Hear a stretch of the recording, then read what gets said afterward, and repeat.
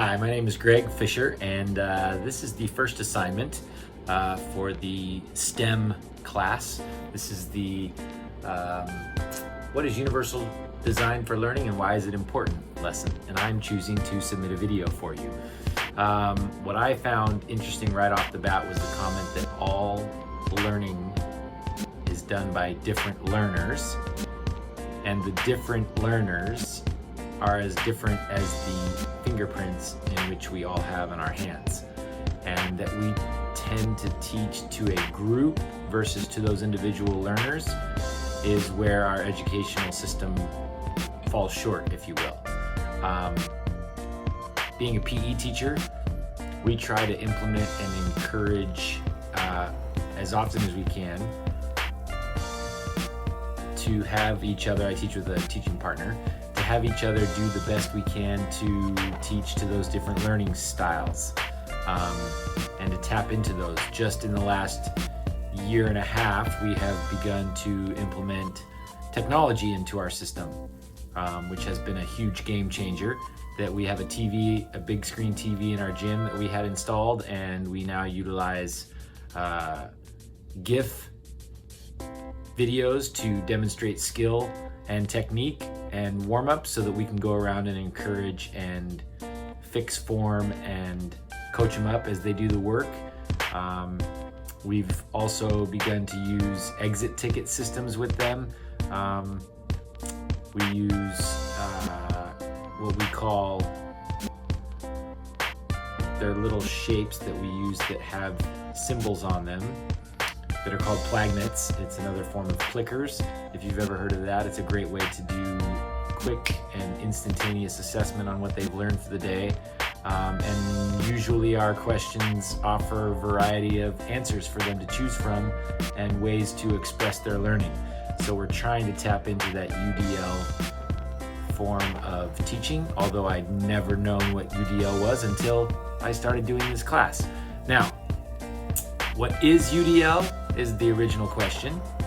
UDL is that buffet style of teaching, that we're providing a varied set of options for kids to choose from when acquiring information, sharing information, showing what they've learned, and providing them different assessments and showing what they've learned. And also by tapping into the different types of networks that our brains have. That was also interesting to realize, that we all have recognition what it is that we're learning, but we do that differently. We all have skills and strategies, that's the how we are learning, but we all do that different. And the caring and prioritizing, the why of our learning. And we all take in the learning for different reasons and apply it to our lives for different purposes. So that is the basis of UDL, is teaching with the opportunity for kids to be more confident in their learning, to be more self-guided in their decision making, to have choice in their learning and what it is that they're doing, and to gain a little more control of their education, not just by relying on teachers to feed them, but for them to feed themselves. How does this relate to STEM learning? Well, by providing them varieties of information, we can provide it different ways, different forms of technology. They can read, they can watch, they can listen. So that is an example of using technology for UDL purposes. Being a PE teacher, I would say that giving them different materials or equipment to demonstrate the same skill, or during this online learning, one of the things that's really tricky is, since we're providing optional activities for kids, it's not required, that I give them a variety of activities online to expose them to as many different forms of exercise that I can, that hoping I'll be able to touch on different kids' preference and abilities. I provide a yoga opportunity, I provide at-home personal workout opportunities, we provide game opportunities, we provide challenges for the month.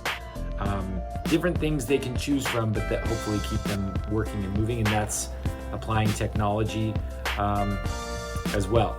So I'm sure there's ways in math and science that this would really help out, but being a PE teacher, I'm not really in tune with that. I could see some ways that just thinking off the top of my head that might work, but I'm going to tap into those things that are related to me for the purpose of this class. In terms of how we can apply and adjust these things within our gym for incorporating the UDL principles and guidelines, some of the things that I've just learned about and read about, although we already do them, but to now put a name to those things that we do. Eliminating barriers is a daily activity for my teaching partner and I. And prior proper planning prevents poor performance is something we teach the kids about. Usually it's prior proper practice, but prior proper planning on our part prevents poor performance on their part and also keeps the kids safe, but it also helps to eliminate the barriers that we might come across in our teaching.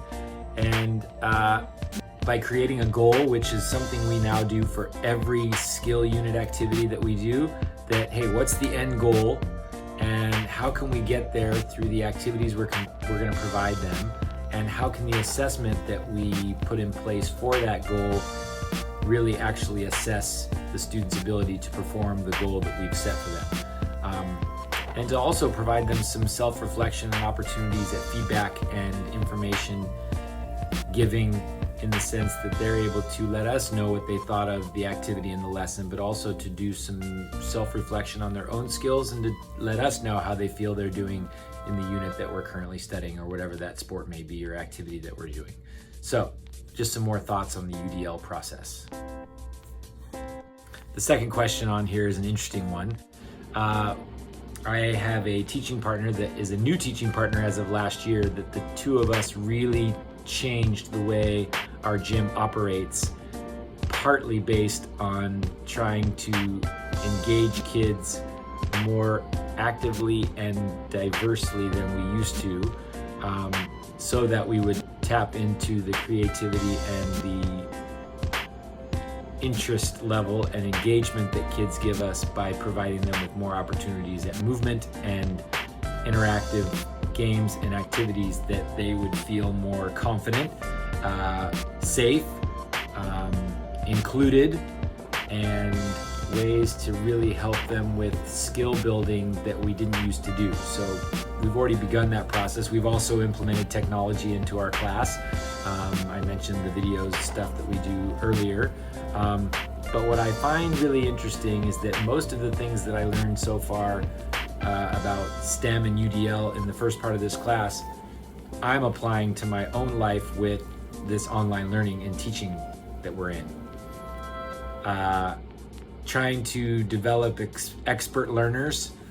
I feel like I'm developing my own expert learning, that I'm interested in what I'm trying to do to create videos. The learning curve to utilize technology and incorporate that into what I'm doing to provide at-home activities has been tremendous. It's a challenge, but I enjoy it and seek it to get better.